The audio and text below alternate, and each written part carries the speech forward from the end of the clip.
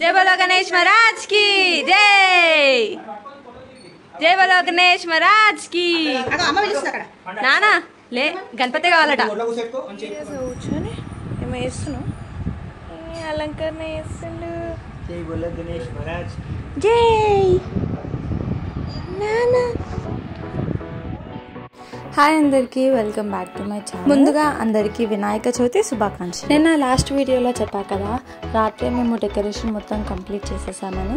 So ఈ video మేము పొద్దున వినాయక చవితి రోజు పొద్దున అనుకున్నట్టుగానే అందరం పొద్దున్న చేసేసి ఫ్రెష్ అప్ అయిపోయి అన్ని పనులు డివైడ్ చేసేసుకున్నాము. మామయ్య పండు అయితే వెళ్ళేసి గణపయ్యని అయితే తీసుకొని వచ్చేసాడు. ఇక్కడైతే అందరం ఆ గణపయ్యని అలంకరించేసి పూజకైతే రెడీ చేసేస్తున్నాము. రోజు ఎవరి పనులతో వాళ్ళు బిజీగా ఉన్నా ఇలా పండగ రోజు అందరం కలిసి చేసుకోవడం చాలా హ్యాపీగా అనిపించింది. చిన్నోడైతే చాలా అంటే చాలా ఎక్సైట్ అయిపోయాడు. కుర్చీ గణపయ్యని చూసి అలాగే విగ్రహాన్ని చూస్తూ ఉండిపోయాడు. మనం ఎంత ఖర్చు పెట్టి ఎంత మంచిగా డెకరేషన్ చేసినా కానీ ఆయనకి ఆకు పత్రి పళ్ళు ఇవే ఇష్టం అన్నమాట. సో అందుకే ఆయనకి ఇష్టమైనవన్నీ తెచ్చి మేము అలంకరించాం. ఇంకా గణపతి దగ్గర మనం పుస్తకాలు పెన్స్ ఇవన్నీ పెట్టి కూడా పూజిస్తాం. ఇవన్నీ పెట్టి మా పూజ అయితే స్టార్ట్ అయిపోయింది.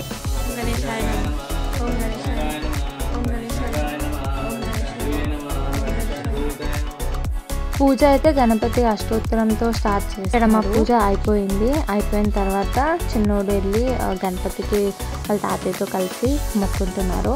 మేము ఇప్పుడు నైవేద్యం తీసుకొని వచ్చి నైవేద్యం పెడుతున్నాము. నైవేద్యంలో అయితే ఆ గణపతికి ఇష్టమైన ఉండ్రాల పాయసం, పులిహోర, చింతకాయ పప్పు, ఇంకా తుమ్మికూర. ఈ తుమ్మికూర అయితే ఓన్లీ గణేష్ చతుర్థి రోజు వండుతారంట.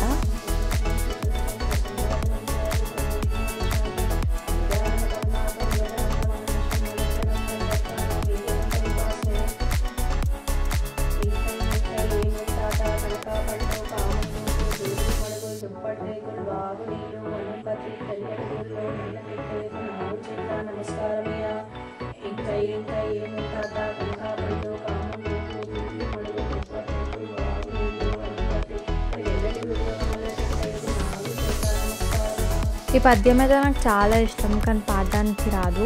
నా కమెంట్ బాక్స్లో చెప్పండి ఎవరెవరికి ఈ పద్యం తెలుసు అని.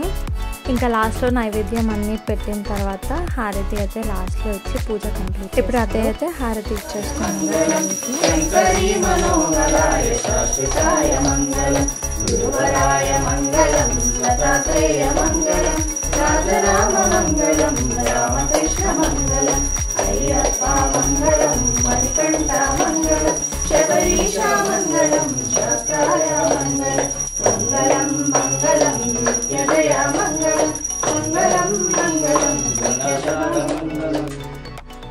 ఇలా అందరం కలిసి ఈ వినాయక చవితిని జరుపుకున్నాం. మరి ఇంకెన్నో విషయాలు తెలియాలంటే మా ఛానల్ని సబ్స్క్రైబ్ చేసుకోండి.